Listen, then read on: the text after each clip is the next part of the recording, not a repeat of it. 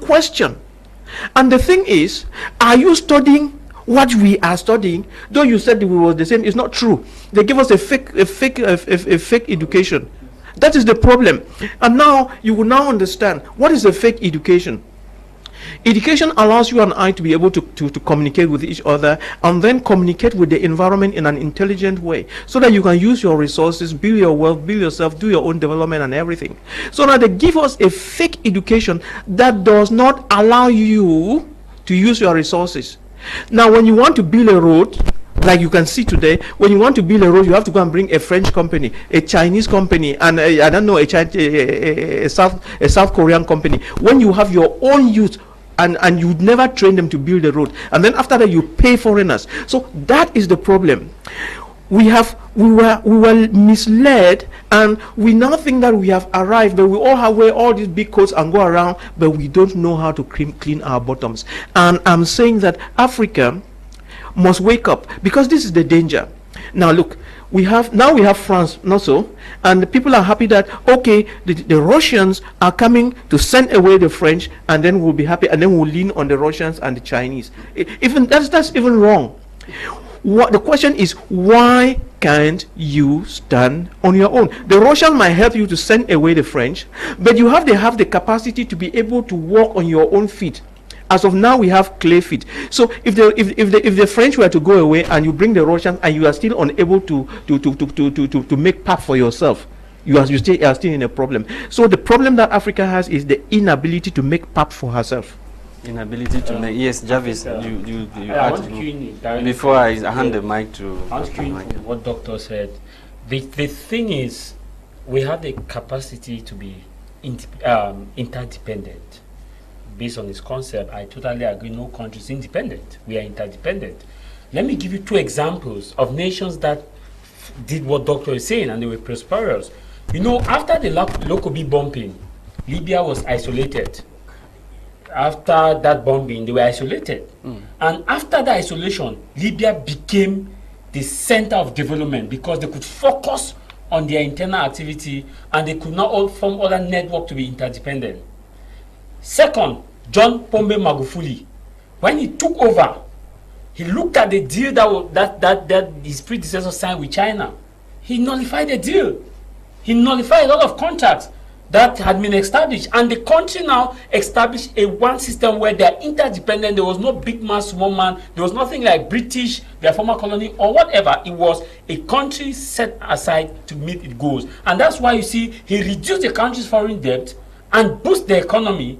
And we all know how he died. We were told that he died of heart attack, and which we all know how this thing happened. But before he died, Tanzania had lowest debt as compared to other nations. And these are the two nations in Africa that actually stood against colonialism. The third rather, which is Ethiopia. Do you know Ethiopia is not using the same calendar we are using? You care to know why? Because they started fighting imperialism at the level of the church. Ethiopia is celebrating their own Christmas, New Year. They have their own New Year. When we celebrate the 1st of January as New Year, they have their own calendar. If you really dig deep, you look at the fact that it also stems from the colonialist system. Now, come to look at, you ask a question, the impact of this military intervention in that sub-region. Nigeria has to be careful. The enemy of your enemy becomes your friend. Niger partnered with Nigeria to fight against Boko Haram in the Sahel region. In fact, Niger played a key role in the fighting against insurgency in the Sahel. That's why American troops are stationed in Niger. But the Nigerian Senate has already voted against the intervention, I'm going somewhere. The president did not ask for intervention in his letter. He asked for the Senate to support him so that they can follow ECOWAS resolution. Implement ECOWAS resolution. And Nigeria is part of ECOWAS. It's a logical way he puts it. He did not say Nigeria is going to war. He said he's asking for permission for ECOWAS, for the Senate to ask to give him permission to support ECOWAS resolution, of which he is a chairman of ECOWAS, and he is for military intervention. So it's ECOWAS that's going. It's not only Nigeria. So it's not Nigeria going to war. It's ECOWAS, and Nigeria contribute a soldier contingency to ECOWAS. So it's political. I was going somewhere. Sahel region, Niger fought against Boko Haram. Now, Nigeria in itself is faced with a crisis. In the north, we see a Boko Haram insurgency. In the east, you have banditry. And you have Biafra now agitation, who are coming up with a second armed conflict since after, because the first armed conflict in 67, where you had the 67 Nigerian Biafra crisis that ended 3 years after, in 70. Now the Biafrans are coming up. We have had prison breaks, and they have sit at home, as we have now in Northwest and Southwest. Every Monday, there's a lockdown in the Biafran territory. That one is not longer in use. Now this is it. Nigeria president is calling for, is supporting military intervention. The enemy of jihadists was Niger. Niger joined to fight against terrorism. Now the same people who took over power from the president, who were fighting against terrorism, you want to use military intervention to remove them. Who would they partner with? That same terrorists they were fighting will partner to stay in power. So wrong move and for Nigeria. That's the first wrong move. The second wrong move, you go into Niger. I just watched before coming here, the leader of indigenous movement of Biafra, Simon Ekpa, said he is supporting Niger, that Niger should not bother. When Nigeria attacked Niger from the northern part, they attacked Nigeria from the eastern part. Let's be careful. So this is that serious. military intervention, these are the optics. The third optic is that these three nations have activated the dreaded Article 5 of NATO. Touch one, touch all. Burkina Faso, look at the map behind us. Just look at the map. Burkina Faso, Niger, Mali, and the Wagner Group. Just look at what is happening now. So Boko Haram will form an alliance with Niger. Say you were fighting us, but now you're enemy. Let's assume but that how can a terrorist group become legal to fight with? The enemy of your enemy becomes your friend Lasha. They have now one common enemy. Let's deal with this common enemy first. We have one common enemy. This is another optic. Assuming that they succeed to remove this current military group, is a birth of new terrorist movement, because this terrorist group, whom the people have bought this current government, rather the current military leader, assume that you remove them using military intervention. Okay, they go. They have friends. They have allies within the military. They have people who supported the coup. So you kill them, and you are now giving birth now to another terrorist movement in the Sahel. So it is a catch-22. So are we now saying that there is a hidden hand of the West there is a hidden, to destabilize the entire there's sub-region? a hidden hand. This is it. Anthony Blinken said they are supporting ECOWAS move of military intervention. They are not. It's not America is not going, but they are supporting ECOWAS move. British Tinubu had a meeting yesterday. The chairman of ECOWAS from members of UK who came to say they are supporting ECOWAS move. You have the other France foreign minister say they are supporting ECOWAS. They pray ECOWAS should do the needful military intervention. Now they are using the ECOWAS, but look at what happened in Libya. The same error. Also, EU, France. The same error that happened in Libya when they said Gaddafi said Shank and Shen Zenge. That was a statement that made them to invade, because he was saying kill the cockroaches, kill this. So they said he was going to kill his people, and that's why NATO had to come in. Libya is not a member of NATO, but NATO activated Article 5, which is a touch of one, is a touch of all. Now we are seeing the same thing that's going to happen. Don't forget, Cameroon is not spared out because we have a ripple effect. We are in ECAS. We're in ECAS. That Cameroon is part of the ECAS, and I asked a question yesterday on the program House of Commons that what is CEMAC doing? CEMAC needs to be holding briefing now. What are the options? What if they resist? How do we protect our borders? How do we protect this? How do we see Nigeria? If Nigeria dares, if there's a military intervention, I am telling you, it's a facilitation of Biafra independence and a spill over to Cameroon, and there will be a tremendous effect on terrorism in Central Africa. Dr. Michael, what is the implication of ECOWAS in this matter? Jarvis is just analyzing how the ripple effect of what will happen should ECOWAS intervene. Definitely. Well, they should intervene, but there is a degree of intervention that we do not expect from them. No, they are clear militarily. Yeah, of course, and that is where the misfiring. Dr. Nick talked about that. It should be the most stupid thing they should do, to go use military rule. because ECOWAS is supposed to be ruled by Democrats, right? What you people call Democrats. How do Democrats now use the military to go and solve a problem? It's not a contradiction. A political problem is not a contradiction. It's not a contradiction of the thing. So we should be very, very careful.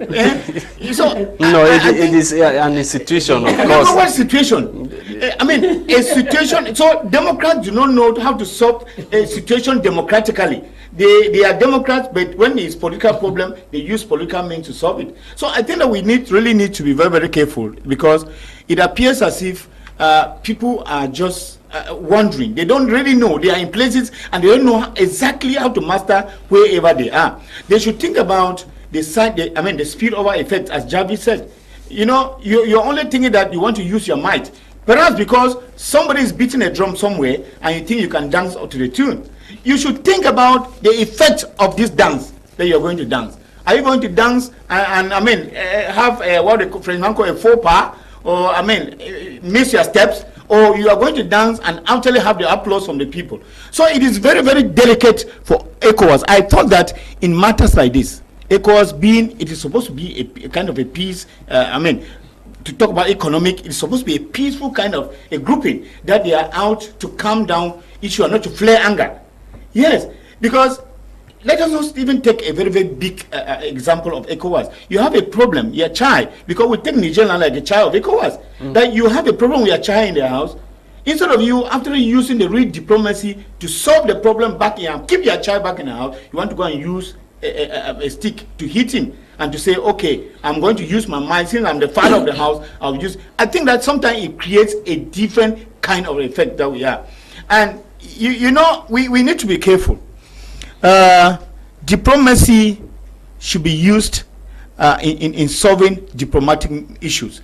There's what they call diplomacy du carrefour, where sometimes you tend to practice, you go out of, you are practicing peace, but when the time comes for you to implement what you speak about peace, you want to go and stand somewhere and shout to the whole world, you are like igniting some kind of anger, because what they're doing in Niger is they want to come and instill some kind of anger, you know, and they're going to have a push of what they're having.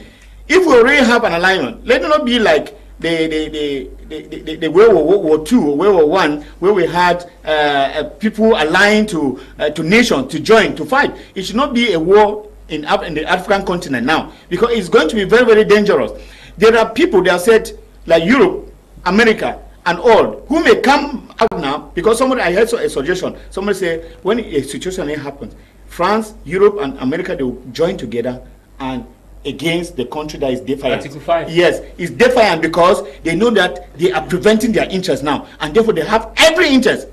And that's the very thing that happened in Libya. They have every interest in this area. So if Russia comes in now, would that even change anything? That would change how stubborn Russia is? Yeah, that is true, and that is why this may spark up the Third World War, and you never know where it starts. It can start in a very, very small place, and then, you know, it's like the stick of match. You light it somewhere, and you don't know what happens afterward. It is very easy to light it, but to put down the fire when it blows off, it's a very, very difficult thing, and that's why we need to be careful. And I said, other African nations don't have to stay indifferent.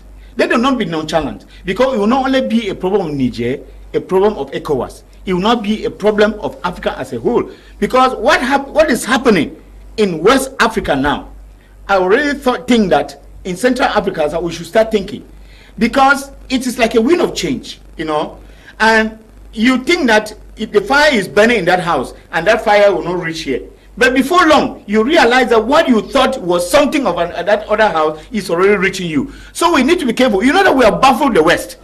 We have baffled the West. Dr. Name mention of that. When we came in the 1960s, when they were giving us independence, they didn't know that we would reach where we are today. They were teaching us how to read and write. That is all they wanted us to communicate with them and leak information about where whatever is. They didn't know that we would get into technology.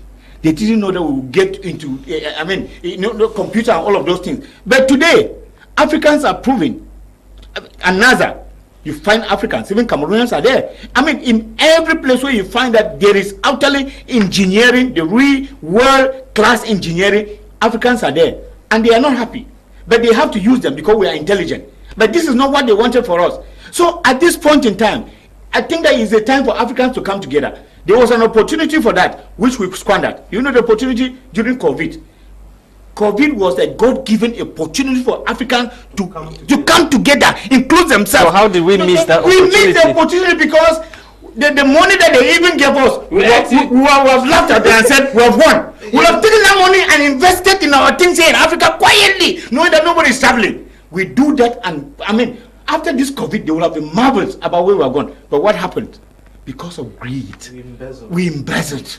Individuals embezzled the money. Embezzle and send it back to them. That is the thing, embezzle and send it back to them. Some invested back over there. So that is the opportunity that we squandered. Because somebody said the best way for Africans to, you made that example about ants, black and red ants. Put them in a box. Don't even check them. They are just there. Sometimes they are there thinking and not calculating on their list and maybe how to dig a further and get on.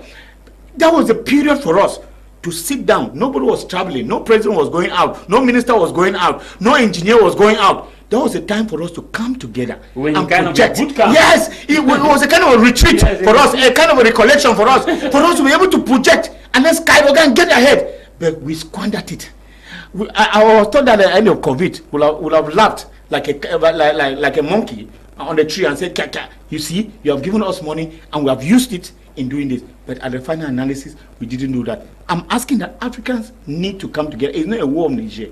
It's not a war of ECOWAS. It is an African war, and Africans need to come together. Doctor, is there not something like a hidden hand? Let's talk about whether Africans are cursed. What is actually happening? I don't want everything that you're explaining. Yes. I don't want to something wrong. Yeah, I don't want to put metaphysics in it. Cursed. Because very soon we'll start talking about witchcraft. But those are things that exist anyway. Yeah, they existed. But even though I'm a traditionalist, I know that there's a good side of witchcraft. Of course, there is. But then, but the West have made us understood that witchcraft is only on one side, you know. Because everything that you make, you conceive, everything is about the mind. You conceive, you do a good thing. If all of these things, witchcraft or whatever you do, you use in doing good things, we appreciate it. But it's just that the West have made us understood that, and two, we have accepted that the only thing you can do to your brother is to push him down.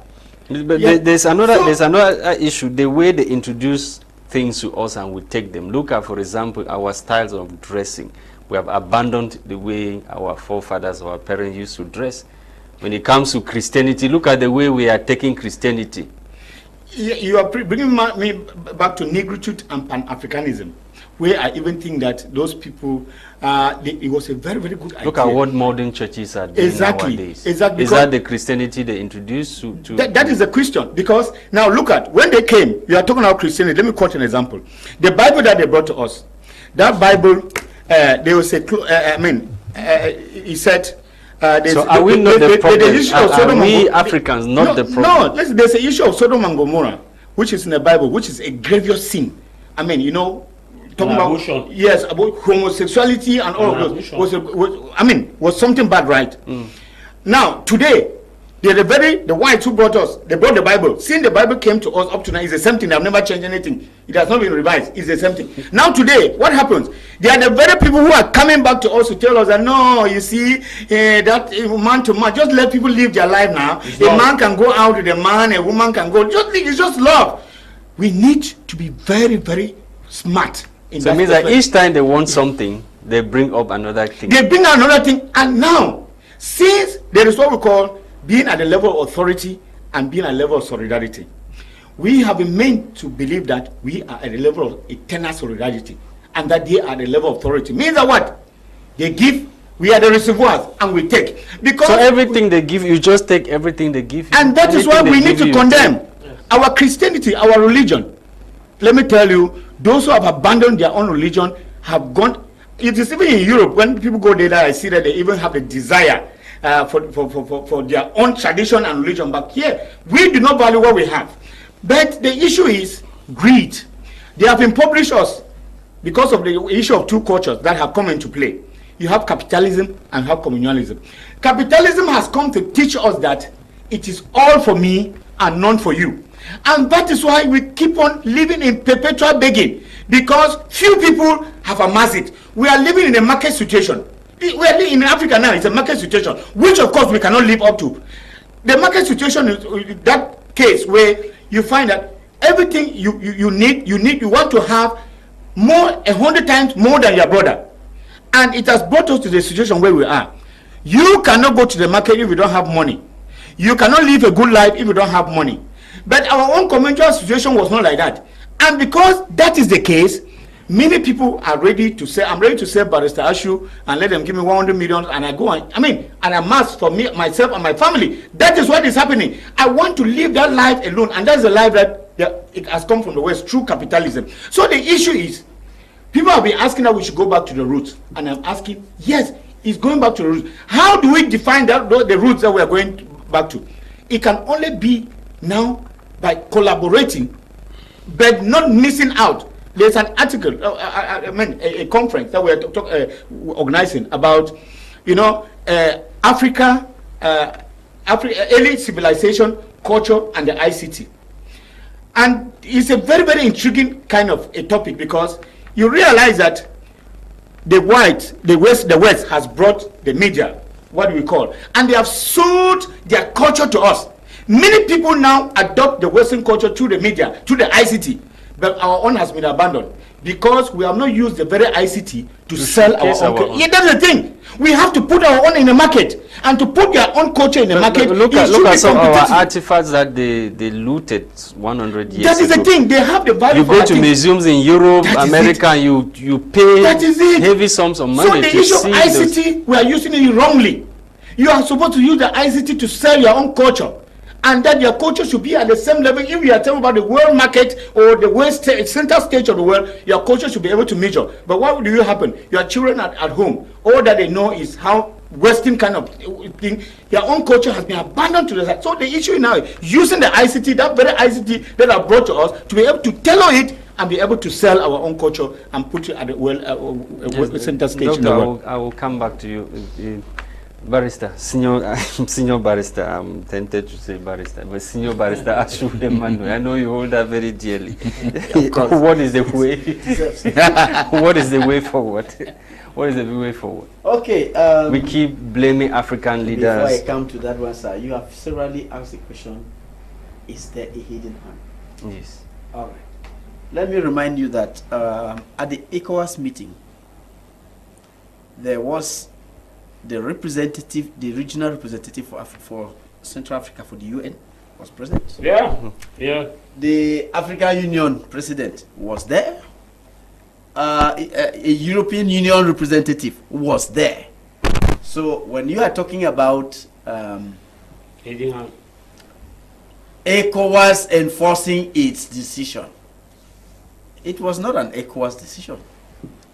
The AU says that they prefer to act through ECOWAS. Yes. The UN says that they prefer to act through AU. Yeah, AU.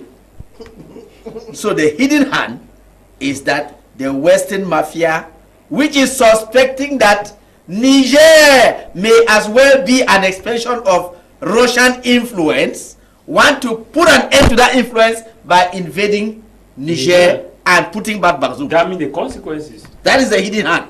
So I think that is what is actually happening, and that's why the report, as I said, that there's so what is the use? What is the use of the UN now and the African Union? The UN is there to defend the interests of the big stakeholders. It's there to defend their interests. But that's not what the statutes of the UN, the fundamental text of the organization. Are you the gendarme of the US? Of the no, UN? I'm just asking you a question. So you answer. We don't have anything that we can do, because our country, take our country. We have been crying here for how many years? Who has come to our aid? It is an internal Who has issue. come to our aid? It is an internal problem. Okay, so if you and your wife, if your neighbor is fighting with his wife, you will not intervene because it is an internal problem. You see? You see? No, you are beaten, because if there is a problem, neighbors have to intervene to see to it that peace reigns. We have been suffering. But if neighbor comes and you say no, go. Please. The neighbor should block the noise so that the noise doesn't reach your own house. Look, you see, AU has done nothing to help us in Cameroon here. EU has done nothing. If they have done something, tell me, put it on the table. So why would they suddenly stand up, all of them, to go to Niger? Because Bazoum has been removed. Because there is uranium. because uranium is the main ingredient that is used in nuclear industry, and it is a lot of money. So if I read them well, if these people of Niger don't want to take the small chips that are being given to them, then we shall ignite the place and take the uranium for free. Read my lips. Because if that invasion goes on, that is what will happen. Niger will be ignited. Yeah. All the population will flee to the neighboring countries, and these imperialists will carry that uranium away for free. I am telling you. Just watch it and see whether it will not come to pass. Because I don't see Bazoum succeeding to live after living after the invasion. But the coup leaders are firm. They are very firm. They have already started taking decisions. One of them, Bazoum, will disappear. You see, so the real thing there is not Bazoum, it's the uranium. They are eyeing the uranium. They are not eyeing Bazoum. They are using Bazoum. But Bazoum has accepted to aid them have the uranium. They are using him as a pretext to go there. They say we are going to reinstate Bazoum. That is not it. They know very well that by the time they reach there, Bazoum will no longer be alive. He and his cabinet. But if they reach there and there is opposition, they will quench all the opposition and carry the uranium for free. That is what I see. So what is the way forward? The way forward is that we Africans should learn to solve our problems ourselves. I talked of AU. Do we even know how to solve problems? I talked of AU. Barrister, do we know how to solve problems? Please, in now, Africa? Mr. Lasha. No, you say Who we is Africans. it? No, I said we should know how to solve our problems. Let me now talk about the Africans. We have, what do we have as organization? We have AU. Who finances the headquarters built by China. Who finances AU? EU. And EU has a seat. They have representatives at the level of... You come to Central Africa here. You have your BIA. Who controls the money? France, of course. So how should we solve our problems now with all these hands? Thank you. Our hands are tied. Are you to be coming for intelligent transfer of technology? So you have a problem on the table. Solve it. Solve that problem first. Niger has no means to give food to its population. They think that by removing this incompetent government and allowing the military to run the small resources they have, people can have something to eat. Your brothers think that no, that one is wrong. We have to impress on them that the right solution is to give food to people in Niger. Improve their living, Mr. ECOWAS. I don't know how many of you are involved in this thing. See to it that the Niger population has food to eat, good health care, good education system, good roads. They are counting countries that have good stadia. Niger eliminated Cameroon. Do they have a good stadium? No, truly. You see? Do they have a good stadium? So, look. Give these people the means to also develop themselves. Don't go and, you see, what these people are doing is langa throat. They are making langa for uranium. Mandela said they are going to Iraq was langa for oil. This one is langa for uranium. Let them learn to be human beings. Okay. Let them feel for the people of Niger. Let them learn to be human beings. Dr. Ngwnyam, whether we like it or not, we must depend on others. How do you identify the others that you have to depend on them, and how do you depend on the others? That's right. The you know, in my dialect, I would say they said there's something in my dialect. That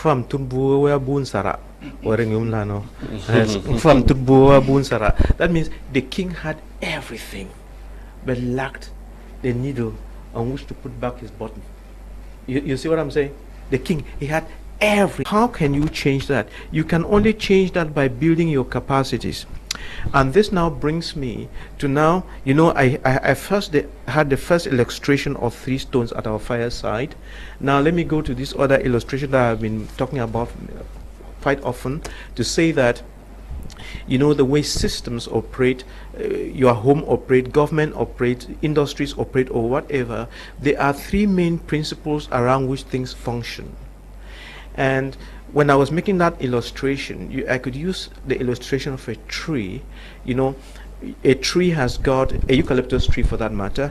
For those of you who know how eucalyptus trees are, eucalyptus trees have, you know, buttress. I think they call buttress branches. The main those other big branches that are on the surface. Then it has a taproot. Good. No, a taproot. So we are going to look at this at a eucalyptus tree with 3 main branches plus the 4th branch, roots, 3 main roots plus the 4th, which is the taproot. So I'm using it illustratively. One of the superficial roots is politics. The next root is economics, and the 3rd root is development. And the taproot is education, is the proper education. And so when you have a eucalyptus tree whose taproot is dead, has been cut, is not functional, the eucalyptus tree cannot do well. That is the biggest problem of Africa, is been the bad education. And whether we like it or not, if we don't correct it, we will never interact properly with people. Now, how does the education affect our politics, our economics, and our development? And when we say politics, what exactly do we mean? There are 2 elements to politics. And as I keep saying, it's eminent Christian Cardinal Tume who helped me to understand this concept in December 2008. Politics is what have we agreed on as a people to do? What have we agreed on as a people not to do? These are policies. So politics is about putting in place policies. That's the part A of politics. And part B of politics is agreeing and making sure that the policies we have put together are adhered to the letter. That is the problem. And you will know, of course, that Cameroon, for instance, has some of the best laws. But where do we fail? Because nobody respects the law. That's our problem. Okay. So now let's talk about economics. What's economics? In very simple terms, economics is how do you earn money and how do you spend money? How are you using your resources to earn money? And resources stands for a lot of things. So are you working in a way that you are gaining or you are losing? If you look at the Cameroon economy, we say that we are losing. We are not running our economy wisely, so we are losers. So let's now look at development. What is development? Development also has 2 parts. When you talk about development, it simply boils down to 2 things. Physical development, development of physical structures. We are talking of roads, internet, electricity, water, hospitals, habitation, airplanes, shipping. Say anything that you want, something that you can touch, feel, and whatever. That's physical. Then the part B of development is the most interesting. It's the human capacity development. And the human capacity development, what exactly do we mean? How have you trained your children? What can your children do to help you? So you want to build a hut? Which part of the hut can your own children build? If you are going to build a hut and only Chinese are going to build that hut and your own children cannot participate in building that hut, you have failed, and that's what is happening to Africa. Okay. African children cannot participate in their own development because the education we were supposed to teach them engineering, technology, or leadership and all these concepts was not good. The white man hit it and gave us a fake type of education. Okay, thank you, Dr. Nick Ngwnyam. Let's take a few messages before we conclude the program for tonight. Hello, my Media Prime TV. I think that the move of ECOWAS towards Niger is very dangerous and there are high possibilities for the conflict to escalate into something else. Making use of the military at this point is not the best move, but think ECOWAS should instead see how to mobilize for a peaceful dialogue instead of trying to intervene militarily. You say you are Chia Basil writing from Limbe. This other message still from Basil. Basil is still writing from Limbe. This other one says, anti-France sentiment and the Western domination has set the stage for Third World War. South Africa and many other nations with Russia's sympathy are just waiting for the least opportunity Tinubu wants to write his name in the hearts of the West. Tah Mai, you didn't tell us where you're writing from. This other one, greetings to the entire crew on duty. ECOWAS is a proxy of the West. It will be a very big error if ECOWAS venture to attack Niger. The entire region will be destabilized. That the real wishes of the West, so that they now be carrying uranium and other valuable resources without any accountability. This is Ibazibo from Bamenda, writing from Bamenda. Good evening, panelists. The topic is very interesting, and I wish many Africans are watching to learn. The truth is that West are forcing ECOWAS to intervene because they are afraid of the uranium ending up in Russia. They know that if a government in Niger is indirectly controlled by them, it will be difficult to get the uranium. No Western power can ruin or run its military without uranium. If I were the West, they should beg the remaining African states to reopen new beneficial partnership agreements in Africa, or watch Africa takes its freedom by force. CEMAC countries should start preparing.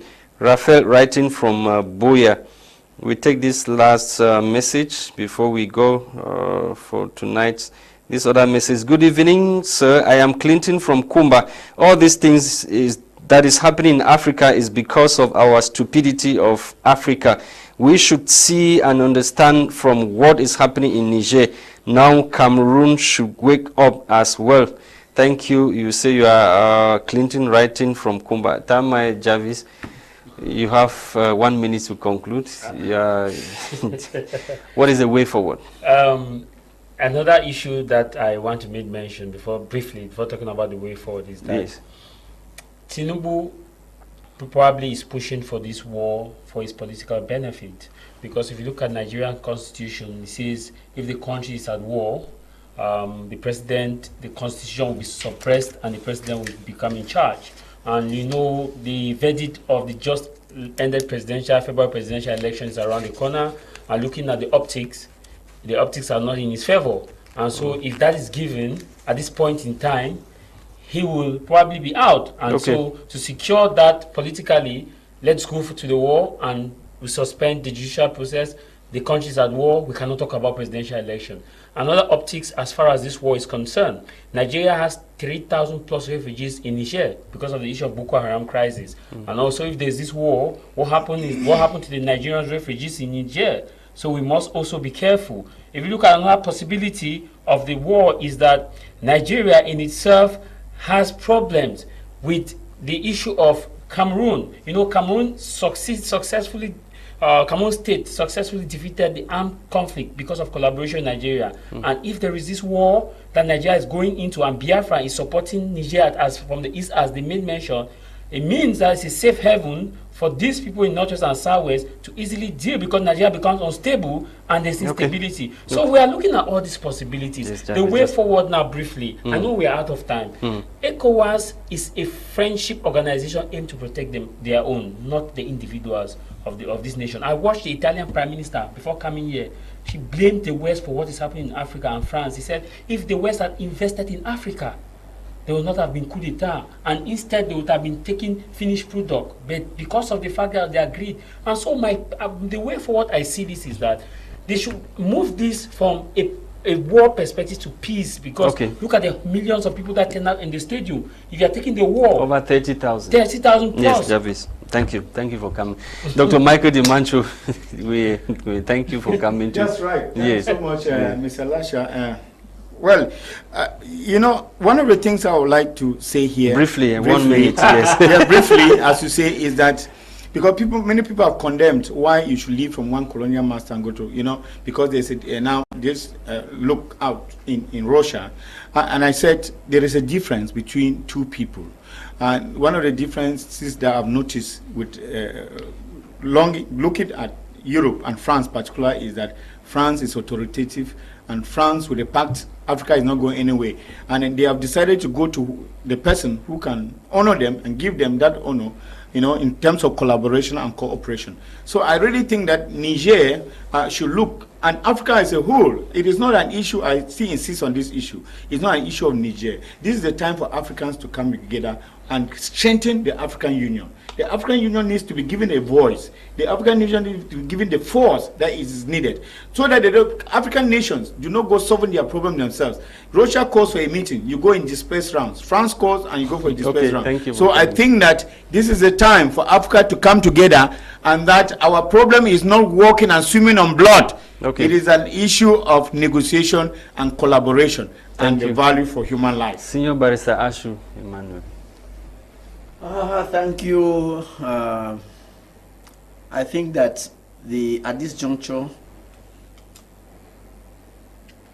ECOWAS should refrain from using military democracy, militarized democracy, and use diplomacy to solve the crisis in Niger. They should send a delegation to Niger to find out how the people are living and see to it, because this is an economic union. Ask themselves, what is it that ECOWAS can do to better the living conditions of the people of Niger? Okay.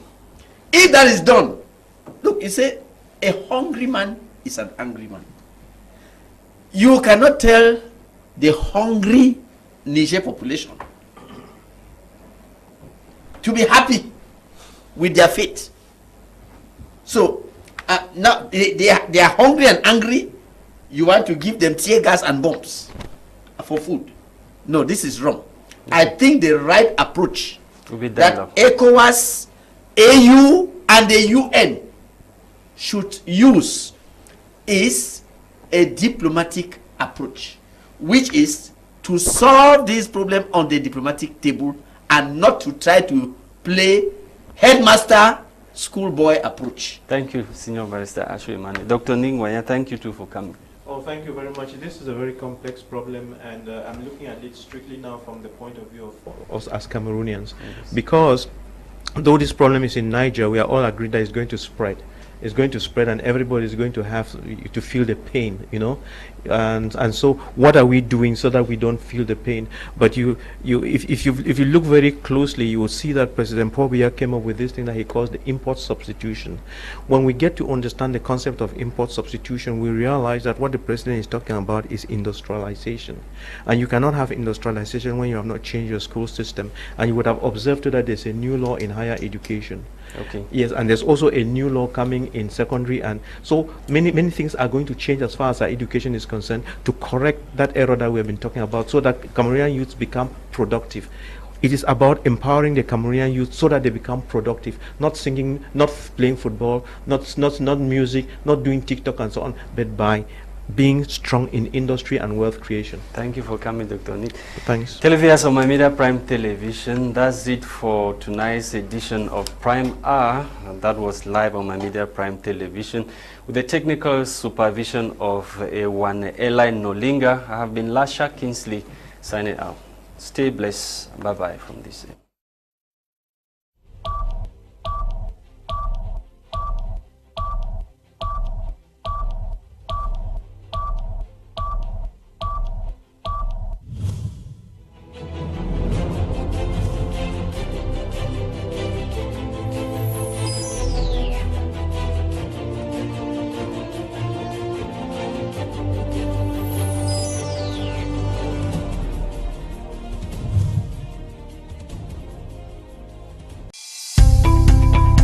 Welcome to a new world of TV broadcast.